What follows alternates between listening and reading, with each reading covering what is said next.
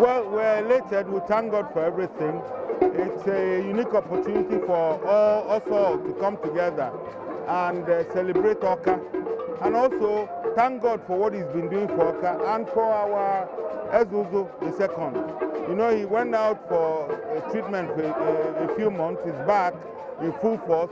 So we're celebrating him, and the whole town is celebrating and thanking God for what He's been doing for Awka, and asking God to also help us ensure that the town is united, so that we continue to support our Eze. There's always one Eze, and all Chinemeze, all Keneka Nenye, Makatata, Makelo Chiwe, Nakwado, Egwu Uzu II. I've come as an Awka man to celebrate our culture. I'm also a staunch Catholic. It does not take away anything from my belief in Jesus Christ as the Savior. But we also celebrate our culture, and there's nothing fetish about it. It's just that we have to celebrate what is good, and those that have been far gone will live, but the culture will endure. That's the identity of the people.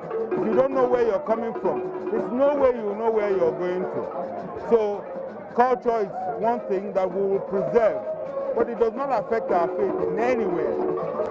Well, by the grace of God, by this time next year, it will be a livable city, completely done with water, pipe-borne water, power, and all the basic infrastructure that you see in a modern city, with internet and everything.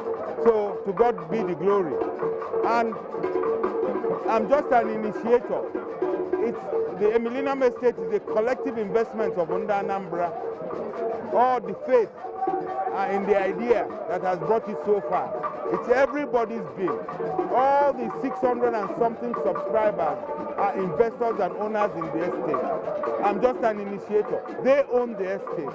So the estate of Unda Anambra, thank God for our able governor, Chief Willie Obiano, who saw the initiative and blessed it and gave full support to it. That is how the government and individual partner to enhance the living condition of a community. Well, this is a huge opportunity.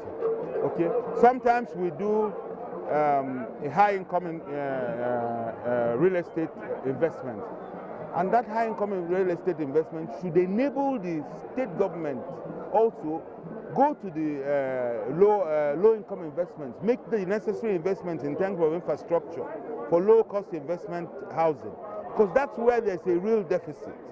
So the government and private sector must continue to collaborate between to ensure that there's available housing, available and affordable housing for the people. That's where there's a real deficit in the low-income sector. So whatever we do in the high-income sector, we should take the profit, the government should take the additional and residual income and put into the, and try and subsidize the low-income investment. And we're going to do one. Once we finish with by the grace of God, with the Millennium Estate, we'll move and to ensure that there's affordable housing, where people within the bracket of what the Federal Mortgage Bank gives to civil servants. Affordable housing where you can live in, you have a livable house for under 50 million naira. So that's the key part of our strategy, to ensure that there's affordable housing all over the state.